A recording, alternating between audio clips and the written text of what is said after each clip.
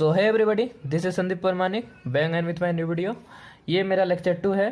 जो मैंने पिछला वीडियो बनाया था वो सेट्स के ऊपर बनाया था, तो ये उसी चैप्टर का ये दूसरा पार्ट है और फाइनल पार्ट है। तो ये वीडियो आप ज़रूर से ज़रूर पूरा देखना, जिससे आपके आगे की जो कॉन्सेप्ट है वो पूरी क्लियर हो जाएगी। और अगर आपने अभी तक जो अपना मेरा पहला वीडियो था सेट्स का पहला लेक्चर 1 उसे नहीं देखे हैं तो डिस्क्रिप्शन में मैंने लिंक दे दिया है, आप उसे जाकर उससे वहाँ से देख सकते हैं। तो चलिए आगे हम लोग इसे कंटिन्यू करते हैं।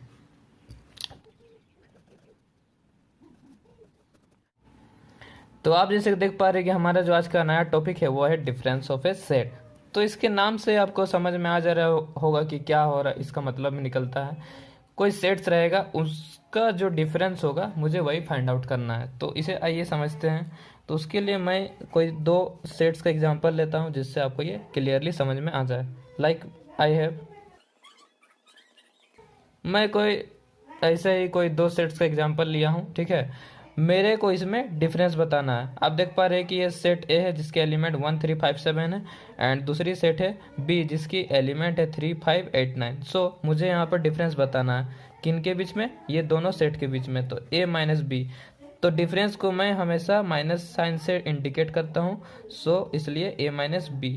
तो ए माइनस बी मेरा क्या होगा, तो सबसे पहले इस चीज़ को समझते हैं। ए माइनस बी कहने का तात्पर्य ये है कि जो एलिमेंट्स सेट ए में हैं लेकिन वो बी सेट में ना हो, ठीक है। तो वो कैसे निकालेंगे हम लोग, तो आपको इससे निकालने का एक बेहतर तरीका है, लिख के आप इसे निकाल सकते हैं। लाइक पहले आप ए माइनस बी बोला जा रहा है तो आप ए को पहले लिखो, ए के एलिमेंट्स के लिखो। तो 1 3 5 7 ये दिया हुआ है ए का एलिमेंट्स, ठीक है। उसमें बी को माइनस करना है, तो बी के एलिमेंट्स क्या क्या है 3 5 8 9। तो क्या आपको ए का जो सेट है उसमें बी के कुछ एलिमेंट नज़र आ रहे हैं?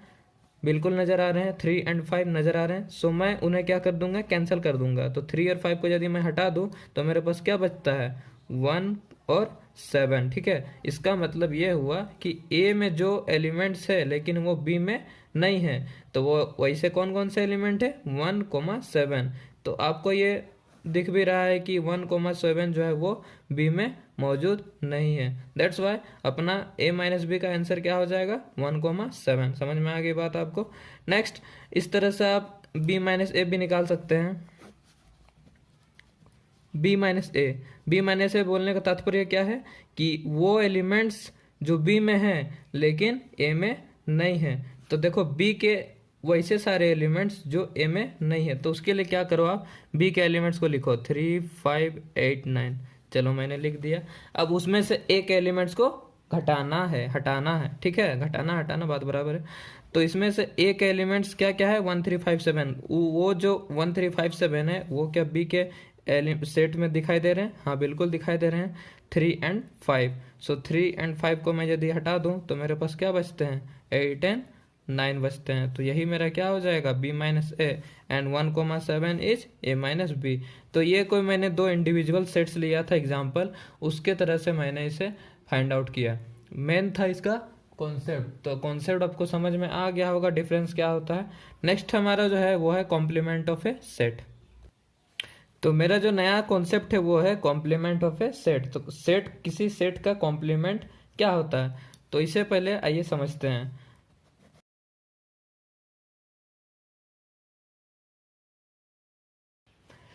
तो मैंने यहाँ पर क्या लिखा, अगर ए एक कोई सेट है तो उसका जो कॉम्प्लीमेंट है वो किस तरह से रिप्रेजेंट किया जाता है, या तो ए डैश से, या तो ए इसके जो पावर है उसमें सी लिख सकते हैं, इस तरह से किया जाता है, या तो ए बार से किया जाता है।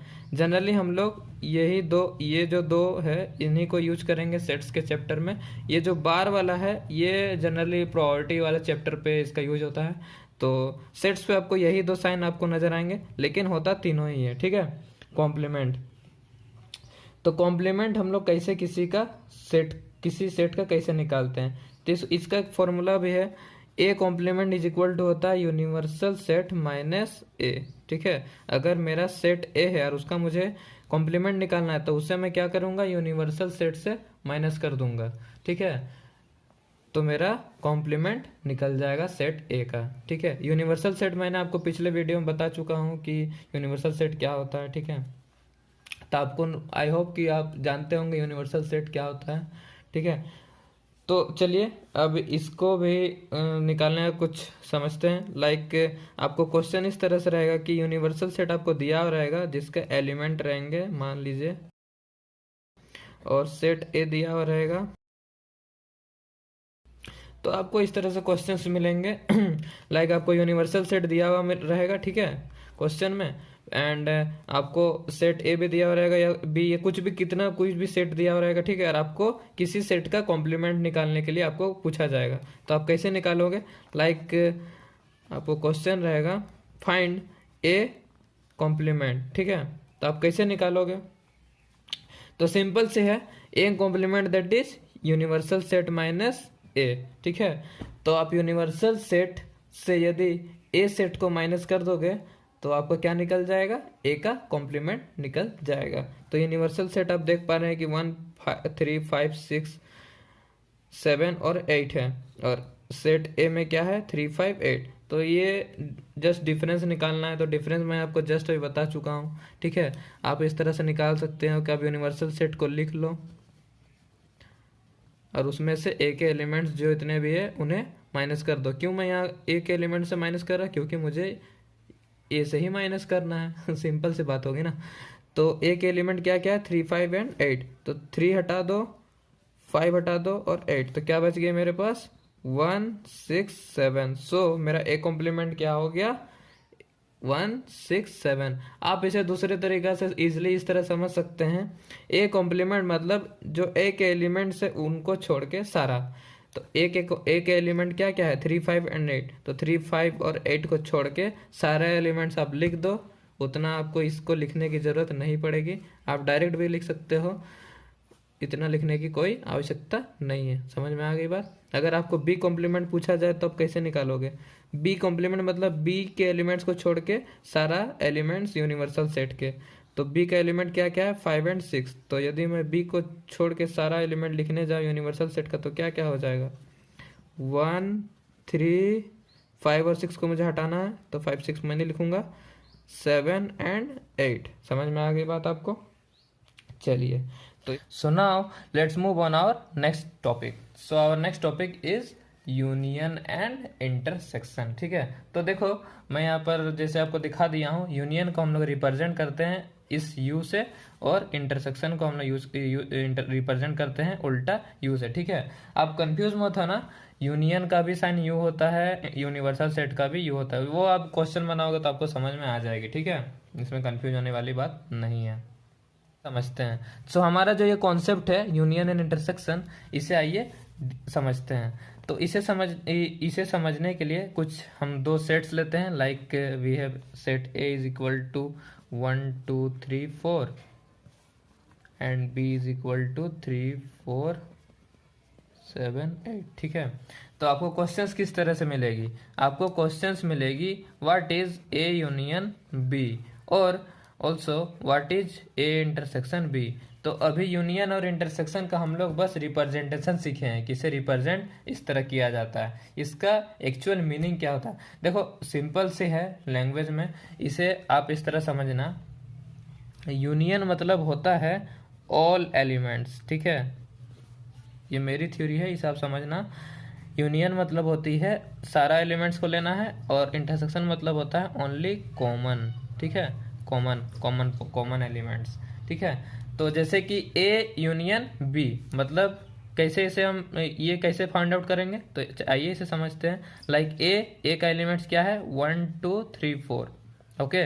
यूनियन बी के जो एलिमेंट्स है वो क्या है? 3 4 7 और 8। तो ये दोनों के बीच में यूनियन, जैसे कि मैंने आपको बताया कि यूनियन मतलब क्या होता है? ऑल एलिमेंट्स, मतलब ए की एलिमेंट्स और बी के एलिमेंट्स दोनों को सारा एलिमेंट्स लेना है, ठीक है।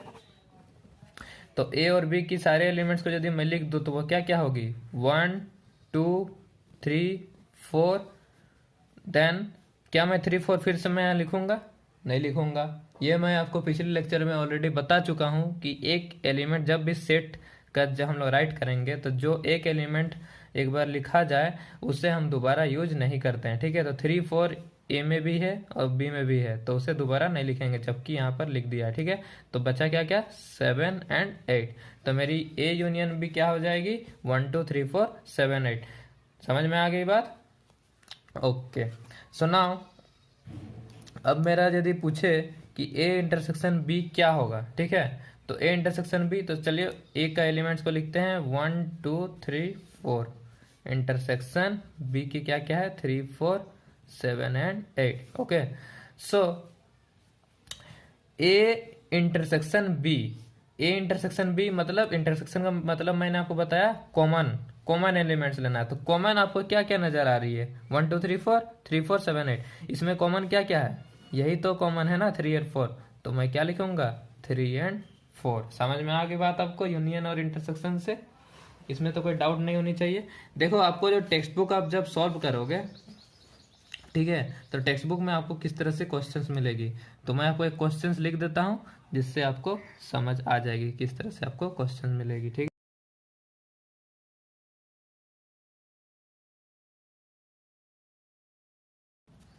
तो देखो आप देख पा रहे हो कि आपके सामने क्वेश्चंस है। Let A is a set of x such that x is a natural number. B के बारे में क्या बोला जा रहा है कि वो x is A even natural number, और सी की सेट के बारे में क्या बताया जा रहा है कि वो ऑड नेचुरल नंबर है, और डी के बारे में क्या बताया जा रहा है कि वो प्राइम नंबर है, ठीक है। तो आपको बोला जाएगा, क्वेश्चन इस तरह से मिलेगा कि फाइंड ए इंटरसेक्शन बी निकालो, ठीक है, ए इंटरसेक्शन सी निकालो, या इस तरह से मिल सकता है ए यूनियन डी निकालो, ठीक है। तो आप कैसे फाइंड आउट करोगे, तो चलो इसे सॉल्व करते हैं। इसे सॉल्व करने के लिए पहले ए की जो ये जो मेरी सेट बिल्डर फॉर्म है, इसे पहले मैं सारा को रोस्टर फॉर्म में चेंज करूंगा, ठीक है। चलो, तो इसे रोस्टर फॉर्म में चेंज करेंगे, ठीक है।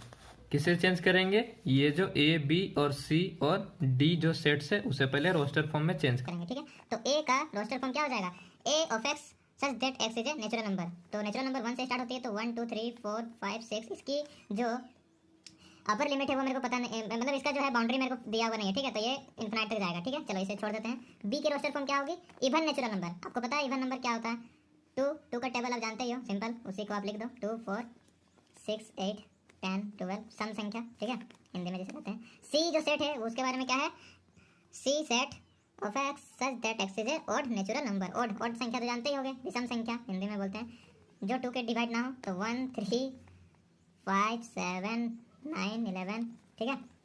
एंड डी की रोस्टर फॉर्म क्या होगी, प्राइम नंबर। अच्छा, प्राइम नंबर जानते हो ना किसे कहते हैं, जिसकी 2 से ज़्यादा फैक्टर ना हो उसे प्राइम नंबर कहते हैं।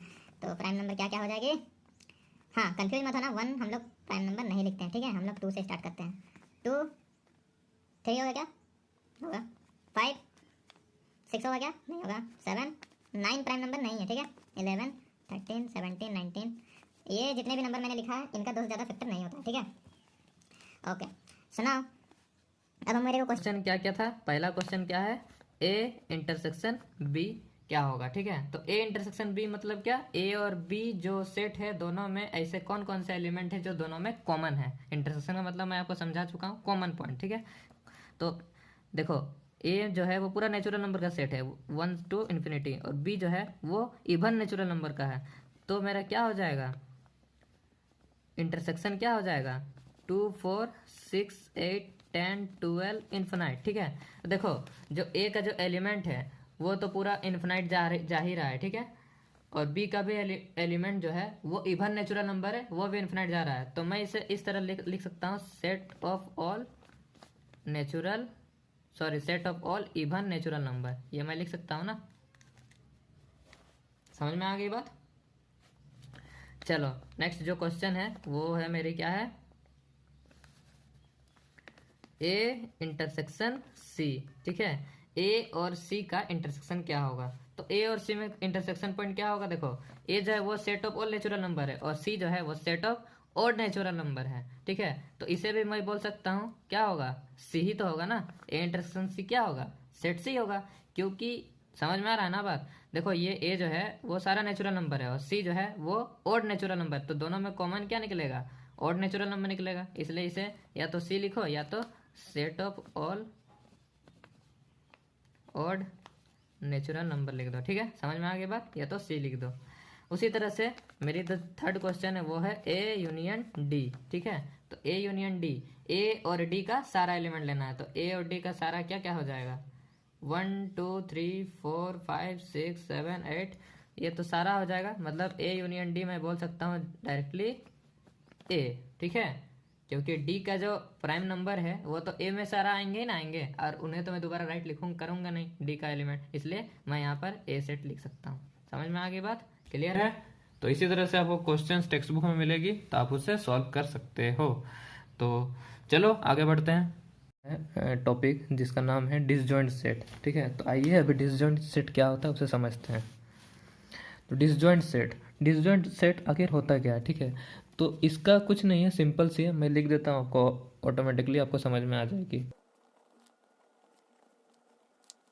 तो मैंने क्या लिखा है, वो वैसे सेट्स जिनका इंटरसेक्शन क्या हो, फाइव हो बोलने का मतलब क्या है, कुछ नहीं हो। ठीक है, ये मैं आपको पहले भी आपको समझा चुका हूँ अपने पिछले लेक्चर में कि फाइव आखिर होता क्या है। ठीक है, एम्प्टी, नल या वॉइड, ये 3 नाम से जाना जाता है। तो जो कोई भी सेट्स जिनका इंटरसेक्शन क्या हो, मेरा कुछ नहीं हो, मतलब फाइव हो, तो उन सेट्स को मैं क्या कहूँगा, डिसजॉइंट सेट कहूँगा। ठीक है, तो ये सिंपल है। जैसे एग्जांपल आपके सामने लेता हूँ, लेट, जैसे कि आप देख रहे हैं कि मेरे पास 2 सेट्स है, A set whose elements are 1 2 3 and I have second set B whose element are 4 and 5। तो इनका इंटरसेक्शन मेरे को क्या देखना है, 5। अगर मेरा इन दोनों सेट्स का इंटरसेक्शन 5 हो जाता है तो मैं इन्हें क्या कहूँगा, इन्हें मैं कहूँगा ये दोनों सेट्स डिसजॉइंट हैं। ठीक है, तो इंटरसेक्शन मतलब क्या, दोनों में कोई भी कॉमन एलिमेंट। ठीक है, तो आप देख रहे हैं कि ये जो सेट ए है उनके एलिमेंट और सेट बी जो है उनके एलिमेंट, दोनों सेट्स के एलिमेंट में कोई मैचिंग, कोई कॉमन एलिमेंट नहीं है। तो मैं इसे डायरेक्टली लिख सकता हूँ, A intersection B is equal to 5। जब कुछ नहीं हो तो उसे हम 5 से डिनोट करते हैं। ठीक है, तो जब ये मेरा प्रॉपर्टी जो होता है, ये जब प्रॉपर्टी सेटिस्फाई कर जाए तो इसे मैं क्या कहता हूँ, इसे ही तो मैं डिसजॉइंट कहता हूँ। समझ में आ रहा है? सो I can say A and B are disjoint set.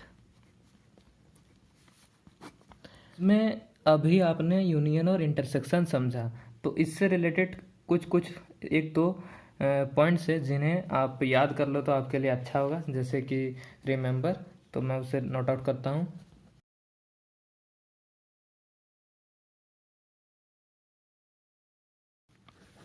तो जैसे कि आप देख पा रहे हैं कि मैंने 3 रिमेम्बरिंग पॉइंट्स लिखे हैं। जैसे कि पहला, ए कॉम्प्लीमेंट का यदि यूनियन हम ए, कोई सेट ए है और उसका कॉम्प्लीमेंट के साथ यदि उसका हम लोग यूनियन ले लेते हैं तो वो कौन सा सेट होता है, वो यूनिवर्सल सेट होता है। ठीक है, हाँ, अगर कोई एक सेट ए है और उसका कॉम्प्लीमेंट के साथ यदि मैं उसका इंटरसेक्शन ले लूँ तो वो क्या होता है, वो हो जाता है मेरा 5। ठीक है, आप एग्जाम्पल अपने ओर से लेके आप उसे देख सकते हैं। हमने जिस तरह यूनियन और इंटरसेक्शन पढ़ा, तो जब हम लोग लैंग्वेज प्रॉब्लम जब सॉल्व करेंगे तो यूनियन और इंटरसेक्शन का जब लैंग्वेज में लिखा हुआ मिलेगा, ये जनरली इसका मतलब यही होता है। ठीक है, लेकिन जब सेट थ्योरी के लैंग्वेज में हम लोग जब पढ़ते हैं, ठीक है, तो उसको हम और को हम लोग यूनियन बोलते हैं और एंड को हम लोग क्या बोलते हैं, इंटरसेक्शन बोलते हैं। तो ये सारी बातें आपको क्लियर होगी जब हम लोग लैंग्वेज प्रॉब्लम करेंगे आफ्टर वेन डायग्राम, तो आपको ये बातें समझ में आ जाएगी।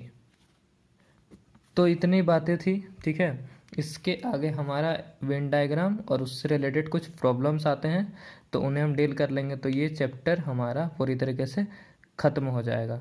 तो मतलब मुझे लगता है कि आप लोग अभी तक सारी बातें समझ गए होंगे। तो अगर नहीं समझे हैं तो वीडियो को और एक बार देख के ज़रूर समझ लें। धन्यवाद।